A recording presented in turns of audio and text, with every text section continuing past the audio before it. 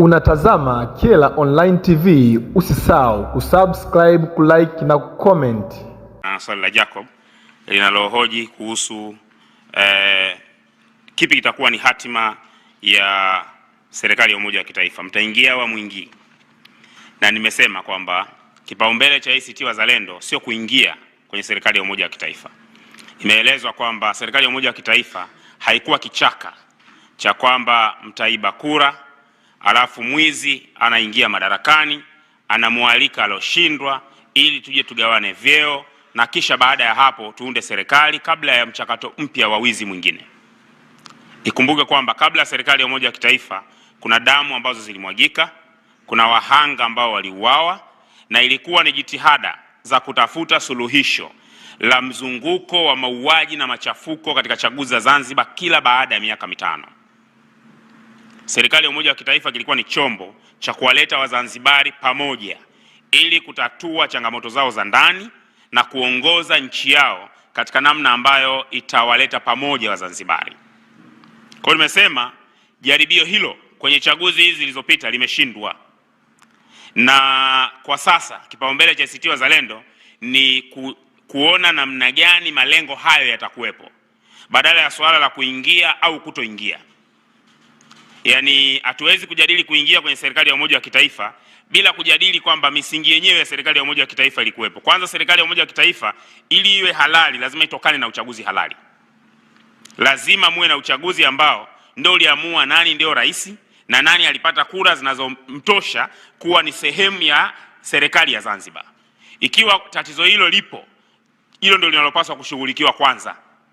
Na msimamo wetu ni kwamba lazima tushughulike na hilo kwanza kabla ya kujadili swala la kuingia au kutoingia kwenye serikali ya umoja wa kitaifa. Mjadala wa CCM ni kuhoji kwamba tunaingia hatuingii. Huo sio mjadala wetu. Tatizo lililopo, ACT Wazalendo tumekataa kuingia kwenye huo mjadala. Tunataka tushughulike na malengo ya serikali ya umoja wa kitaifa. Ikiwa malengo ya serikali ya umoja wa kitaifa hayawezi kufikiwa kwa mtindo huu ambao unakwenda sasa, hakuna haja. Serikali ya umoja wa kitaifa haikuja kwa lengo la kupoka mamlaka ya wananchi kwenye kuamua nani awe kiongozi wa Zanzibar na baada ya hapo hatima ya kuongoza nchi yao. Kwa hiyo kwenye jambo hili iko wazi, na kamati kuu ina timu maalum ambayo imeitaka ishughulikie jambo hili with the focus ya kwamba kinachopaswa kujadiliwa sio swala la kuingia au kutoingia, ni swala la kipi ndio msingi wa kuwepo kwa serikali ya umoja wa kitaifa. Na kama uchaguzi uliopita na mwenendo wa mambo unaakisi uwepo wa hiyo serikali ya umoja wa kitaifa, kwamba wananchi ndio wanaoiweka hiyo serikali ya umoja wa kitaifa, haikuwa mambo ya kwamba ukiiba basi usimnyime na mwenzio. Ilikuwa ni swala la kwamba kuwepo na uchaguzi huru, Wazanzibari wachague kiongozi wao na yule wa pili asiondoke moja kwa moja na apewe nafasi ya kushiriki kuunda serikali na sio vinginevyo. Kwa hiyo kamati kuu inasema kwa uwazi kabisa kwamba haiko tayari kujadili swala la kuingia au kutoingia kwenye serikali ya umoja wa kitaifa. Badala yake inataka kujadiliwa misingi ya uwepo wa serikali ya umoja wa kitaifa, ambao moja ni kuhakikisha kwamba wananchi ndio wanaoiweka madarakani hiyo serikali ya umoja wa kitaifa na sio vinginevyo. Kwa hiyo hatima ya serikali ya umoja wa kitaifa ipo mikononi mwa wananchi wa Zanzibar. Swala la pili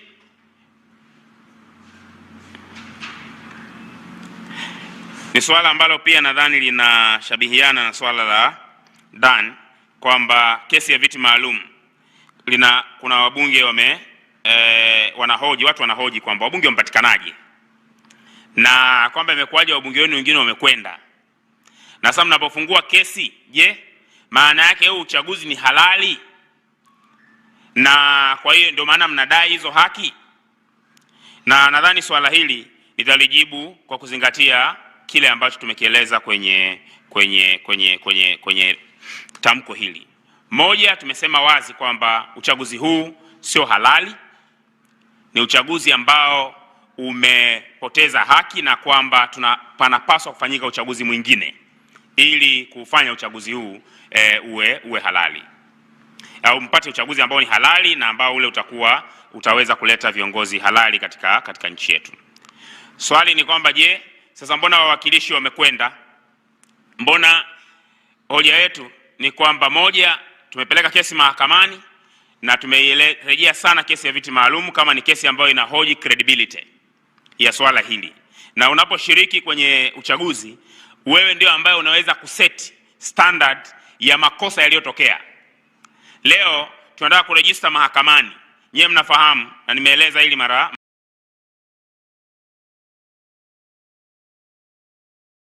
nyingi pia kwamba mpaka leo kwa mujibu wa sheria, tume ya uchaguzi INEC ilipaswa kuwa imechapisha kwenye gazeti la serikali matokeo ya uchaguzi mkuu wa mwaka 2025. Mpaka leo zile siku za kwa mujibu wa sheria zimepita. Hakuna official gazeti, hakuna matokeo kwenye gazeti la serikali yanayosema kwamba matokeo ya uchaguzi mkuu ni yapi. Tunakwenda mahakamani ili tuwaambie walete hayo matokeo pale mahakamani kama wanayo. Sisi tunaamini kwamba uchaguzi huu uliharibika kwa kiwango ambacho INEC na ZEC wanahangaika kutafuta matokeo watakayoyapata au namna watakavyoyapika. Na tunaamini kwamba tukifika mahakamani tutaweza kuainisha huo uozo ambao INEC wanakuja nao. Nyote mnajua Ubungo kwenye takwimu za serikali za vitu ambavyo vimeungua, wametaja magari, wametaja vituo vya mafuta, hawajataja vituo vya kupigia kura ambavyo vimechomwa moto na venyewe. Na kwa nini hawajataja? Kwa sababu ukishataja vituo vya kupigia kura vimechomwa moto, unapaswa pia useme hizo kura zilizopigwa pale zilienda wapi. Kwa hiyo uchaguzi huu umeweka kwenye record uharibifu mkubwa wa kiuchaguzi, na kwamba wanaofanya maamuzi, uchaguzi hauleti maamuzi ya nani ni kiongozi. Tunataka kuweka kwenye rekodi mahakamani kwamba matokeo hayakuwepo, badala yake walijipangia tu. Ndio maana nataka tuwahoji kwamba walizingatia kanuni gani kugawanya viti maalum, walete hayo matokeo ya uchaguzi ambayo mpaka sasa hayapo kwenye gazeti la serikali, hayako kokote. Wanadai tu matokeo walionayo ACT sio ya kweli, wao hayo ya kweli hawajayachapisha mpaka leo. Tunataka tuende mahakamani walete hayo matokeo kama wanayo. Sasa swala la wabunge, kwa nini wabunge wamekwenda? Bunge ndio platform ya mapambano iliyopo. Kwenye struggle hii ya kupigania haki, kuna njia mbili tunazoweza kuzichagua. Njia moja ni ya kidemokrasia ambayo inatumia kila platform kujenga kuwa ni platform itakayotumika kupigania haki unayoitaka. Njia nyingine ni njia ya kupeleka jeshi msituni ili kupigania haki yako ile ile. Chama cha siasa kama ACT Wazalendo kinatumia kila platform kuendelea kupigana kuhakikisha kwamba demokrasia katika nchi yetu inarejea kwenye misingi yake. Kwa hiyo tutatumia platform hiyo ya bunge kama platform ya mapambano na kuendelea kupigana ili kuhakikisha kwamba nchi yetu inatoka hapa ilipo kwenda mbele. Chochote tutakachokifanya leo lazima kitarejea zile structures zilizokuwepo leo. Yaani lazima, hakuna mjadala ambao utabadilisha ambao usihusisha bunge lililopo, whether ni halali au sio halali. Na wabunge watajadili hayo masuala bungeni. Kwa hiyo hiyo ni platform ya mapambano ambayo hatuwezi kumuondoa yeyote. Mfumo wa mapambano ambao ACT tuliuchukua ni wa kutorudi nyuma. Badala yake ni kutumia kila platform iliyopo kama ni platform itakayotumika kwa ajili ya kupigania haki na demokrasia ya kweli ya nchi yetu. Na kwa hiyo wale ambao wamekwenda bungeni wataitumia platform hiyo kuendelea kupigania haki na demokrasia na kueleza kwa uwazi kwamba uchaguzi huu haukuwa halali, constitutional order kwenye nchi imekufa. Leo tunao ushahidi wa namna gani hata kamati za bunge zinavyotengenezwa kwa maelekezo ya vyombo vya ulinzi na usalama, kwa sababu tunajua kile kinachofanyika kwenye kamati za bunge. Vinginevyo wangefanya wao wenyewe na tungeendelea kudanganywa kwamba ni bunge ndio linaloamua na kuona namna gani ya kwenda mbele. Nawashukuru sana. Asante, tunawashukuru. Kuna swali la mwisho? Sogea karibu. Naitwa Raidhani. Mikono kwa sogea. Mimi kama mwenyekiti natamani kwenye jambo la serikali ya umoja wa kitaifa. Jina? Raidhani. Karibu. Kwenye serikali ya umoja wa kitaifa. Mpaka sasa hivi mimi kwangu naweza nikaita ni kama kuna umizi kwa chama kwenda strike moja kwa moja. Je, mnajua mko kwenye mazingira gani kwa namna mazingira mliokuwa nayo? Sasa ni nini, kitu gani kinaweka ugumu ili kusema moja kwa moja kwamba sisi hatutakuwa sehemu ya serikali ya umoja wa kitaifa baada ya uchaguzi mkuu wa Oktoba 2025, ama tutakuwa kwenye serikali ya umoja wa kitaifa baada ya majadiliano yanayoendelea? Kwa sababu ameweka wazi, anatuambia kama mpaka hivi sasa msema kuna kamati na nini na nini. Tunajua huko nyuma kulikuwa majadiliano yafanya kabla ya uchaguzi mkuu wa Oktoba, na kuna wakati mlitishia kutaka kuondoka kabla ya uchaguzi mkuu, lakini mkaendelea mpaka uchaguzi umefika. Sasa hapa katikati mlituambia baada ya uchaguzi mkuu wa Oktoba, sasa hivi wakati serikali mpya imeundwa, mmeanza tena mazungumzo na CCM na serikali ambayo yanafanya sasa mwanze kutoingia ama kuingia, yaani tunashindwa kuiomba sababu ya hiyo kamati mmeiunda, mna mazungumzo mnafanya, ama mambo yanabaki vile vile. Yaani kwa nini mnashindwa kwenda straight moja kwa moja? Kwa sababu msema kamati kuu ama sio za ile ACT kuingia ama kutoingia, bado watu inawaacha daima hawaelewi. Ni kama kuna kitu mnategea hivi, mnashindwa kwa wazi. Kwa nini tunakuwa na kikumizi kusema moja kwa moja kwamba hatutoenda, hatutokuwa sehemu ya serikali hii? Kwa sababu kama ilivyofanya CUF kipindi kile wakati wa Shein, pia awamu ya pili hawakuingia kabisa, hawakuwa sehemu ya serikali. Yaani kwa nini tunashindwa kuwa wazi moja kwa moja, badala yake mnaendelea kutuacha mdomo wazi? Nafikiri unanielewa. Naam, kama wao mwenyewe. Karibu mwenyekiti. Ndio nayo sasa ni kwamba hatumo kwenye serikali ya umoja wa kitaifa, na ni kwa sababu sisi hatukupeleka jina la makamu wa kwanza wa rais, sababu tuliletewa barua kwa mujibu wa katiba, ndani ya siku 7 mnaletewa barua, na mkishaletewa barua mnapaswa kupeleka jina la makamu wa kwanza wa rais, na sisi tuliletewa na tukapeleka, tukawaeleza kwamba hatuoni uchaguzi ambao unaamua nani ndio rais na nani sasa anatakiwa makamu wa kwanza wa rais. Kwanza ni muhimu sana kujua kwamba status ya sasa ACT Wazalendo haimo kwenye serikali ya umoja wa kitaifa. Swala la pili ni kwamba okay, sasa mbona msemi mtaingia hamtoingia? Mimi nadhani tumesema kwamba sisi ACT Wazalendo kipaumbele chetu ni kurejesha haki ya Wazanzibari kuamua serikali yao, na kwamba tunayo kamati iliyopata ridhaa na kamati kuu ili ipiganie kurejeshwa kwa haki ya Wazanzibari kuamua serikali yao. Haya ndio majibu yetu kwenye jambo hili. Kwa hiyo status ya sasa hatumo kwenye serikali, na serikali ya umoja wa kitaifa ni kwa mujibu wa katiba. Katiba ya Zanzibar inamwelekeza rais apeleke jina kwa chama kinachostahili kuna serikali ya umoja wa kitaifa, aombe jina, asipoletewa hatoweza kufanya chochote, na anatakiwa ateue mawaziri. Asipoteua kwa mujibu wa katiba hawezi kuteua. Ile swala la kutoteua sio wish ya rais, ndio katiba haimpi mwanya wa kufanya chochote. Kwa hiyo kwanza, maana yake kuna changamoto ambayo itatokea kadiri ambavyo tunakwenda, lakini ruti ya sasa ya ACT Wazalendo ni moja, kuhakikisha kwamba haki hiyo inapiganiwa, na pale itakaposhindikana kamati kuu itakuja na kusema nini kinachoendelea. Hatuwezi kuja kusema sasa kwamba bwana sasa itakavyokuwa itakuwa 1 2 3. Na wote mnafahamu kwenye haya masuala yanapogusa interest muhimu kama hizi, kuna stages ambazo mnashughulikia mambo haya, na kisha lazima muinvolve umma kwamba tupo kwenye stage gani. Stage ya sasa kamati kuu imetoa wajibu kwa kamati maalum kuhakikisha kwamba haki hii inapiganiwa. Itakapopatikana platform rasmi ya kushughulika na jambo hilo, umma utataarifiwa. Asanteni sana. Kipi kitakuwa ni hatima ya serikali ya umoja wa kitaifa? Mtaingia au muingii? Na nimesema kwamba kipaumbele cha ACT Wazalendo sio kuingia kwenye serikali ya umoja wa kitaifa.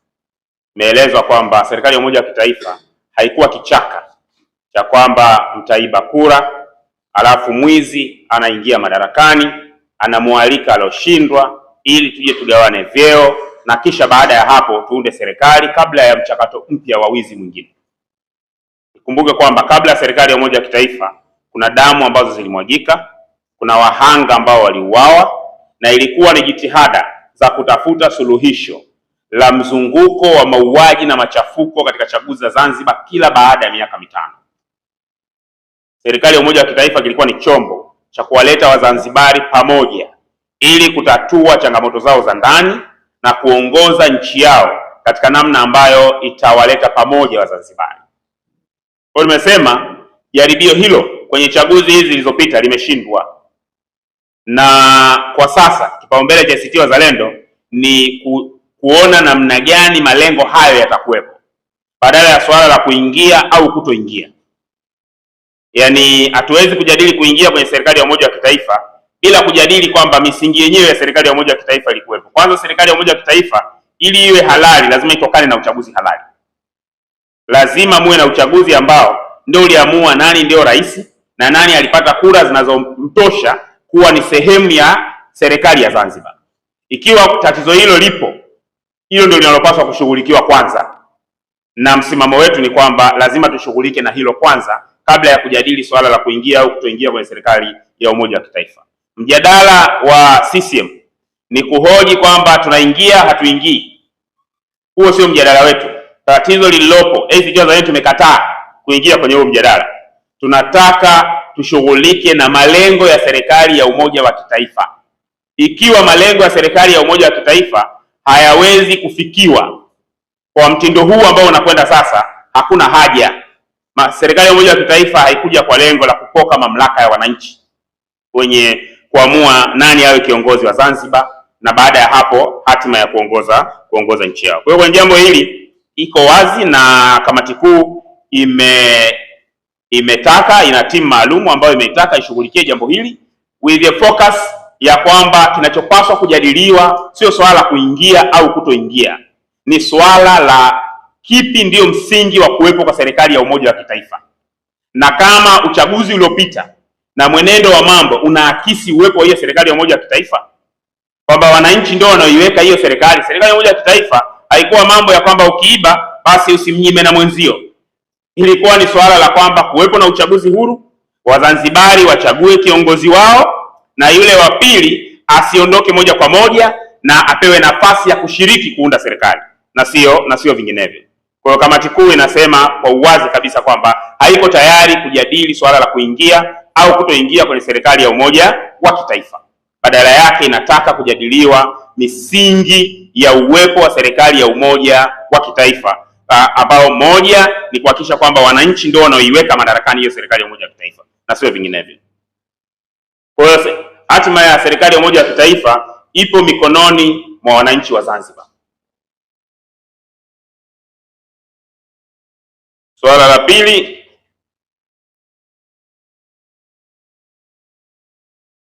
ni swala ambalo pia nadhani linashabihiana na swala la ndani, kwamba kesi ya viti maalum kuna wabunge watu wanahoji kwamba wabunge wamepatikanaje na kwamba imekuwaje wabunge wenu wengine wamekwenda. Na sasa mnapofungua kesi, je, maana yake huu uchaguzi ni halali? Na kwa hiyo ndio maana mnadai hizo haki?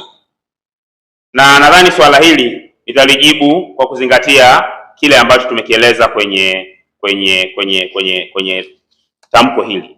Moja, tumesema wazi kwamba uchaguzi huu sio halali, ni uchaguzi ambao umepoteza haki, na kwamba panapaswa kufanyika uchaguzi mwingine ili kufanya uchaguzi huu uwe halali, au mpate uchaguzi ambao ni halali na ambao ule utaweza kuleta viongozi halali katika nchi yetu. Swali ni kwamba je, sasa mbona wawakilishi wamekwenda? Mbona hoja yetu ni kwamba moja, tumepeleka kesi mahakamani na tumeirejea sana kesi ya viti maalum kama ni kesi ambayo inahoji credibility ya swala hili. Na unaposhiriki kwenye uchaguzi, wewe ndio ambaye unaweza kuset standard ya makosa yaliyotokea. Leo tunataka kurejista mahakamani. Nyie mnafahamu na nimeeleza hili mara nyingi pia kwamba mpaka leo kwa mujibu wa sheria, tume ya uchaguzi INEC ilipaswa kuwa imechapisha kwenye gazeti la serikali matokeo ya uchaguzi mkuu wa mwaka 2025. Mpaka leo zile siku za kwa mujibu wa sheria zimepita. Hakuna official gazeti, hakuna matokeo kwenye gazeti la serikali yanayosema kwamba matokeo ya uchaguzi mkuu ni yapi. Tunakwenda mahakamani ili tuwaambie walete hayo matokeo pale mahakamani kama wanayo. Sisi tunaamini kwamba uchaguzi huu uliharibika kwa kiwango ambacho INEC na ZEC wanahangaika kutafuta matokeo watakayoyapata au namna watakavyoyapika.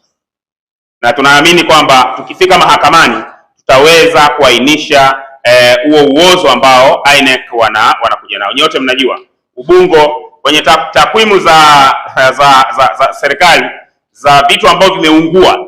Wametaja magari, wametaja vituo vya mafuta, hawajataja vituo vya kupigia kura ambavyo vimechomwa moto na wenyewe.